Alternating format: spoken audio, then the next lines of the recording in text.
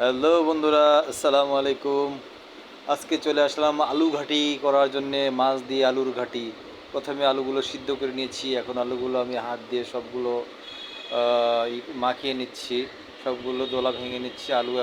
আলুগুলো এখন আমি হাত দিয়ে আলু ভর্তার মতো করে নিচ্ছি। আলু ভর্তা করা হয়ে গেছে, এখন তেল দিলাম, তেল দিয়ে দিচ্ছি। তেল দিয়ে এখন আমি আস্তে আস্তে এটাকে মশলা দিয়ে করে নিব, ভেজে নেব। দেখবেন এখন তেজপাতা দিলাম, মশলা দিলাম, গরম মশলা দিলাম।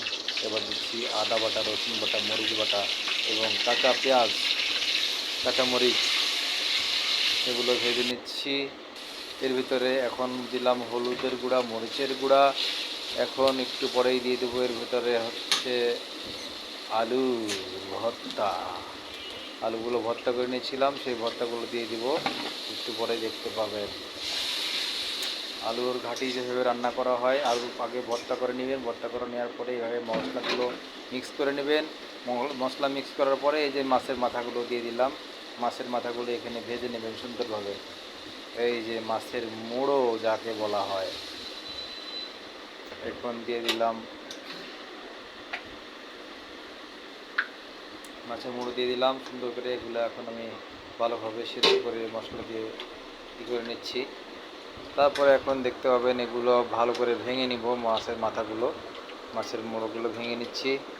এখন আপনি দেখতে পাচ্ছেন এখানে ঢেকে দেওয়া আছে, ঢেকে তারপরে সব সিদ্ধ হয়ে গেল। আপনার পরিমিত মতো লবণ দিয়ে নেবেন এবং এগুলো যখন দেখবেন সিদ্ধ হয়ে গেছে, সিদ্ধ হওয়ার পরে এখানে আপনি আলু যেভাবে দেখলেন যে আলু ভর্তা করা হয়েছে, আলু ভর্তাগুলো এখানে একটু পরে দিয়ে দিব। এখন দেখতে পাচ্ছেন আলুগুলো সব কী করা ছিল, এখানে দিয়ে দিলাম আলু। আলু ভর্তার ডাউল এবং মাছ এই মিক্সে হয়ে গেল হচ্ছে আলুর ঘাটি।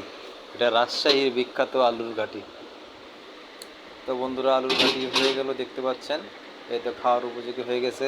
তো সবাই দেখতে থাকুন এবং লাইক, কমেন্ট, শেয়ার করে পাশে থাকুন। এবং আমাদের আলুর ঘাটি কেমন টেস্ট হলো খাওয়ার পরে আমরা রিপ্লাই দিব এবং আবার পরবর্তীতে জানিয়ে দেবো। ওকে, ভালো।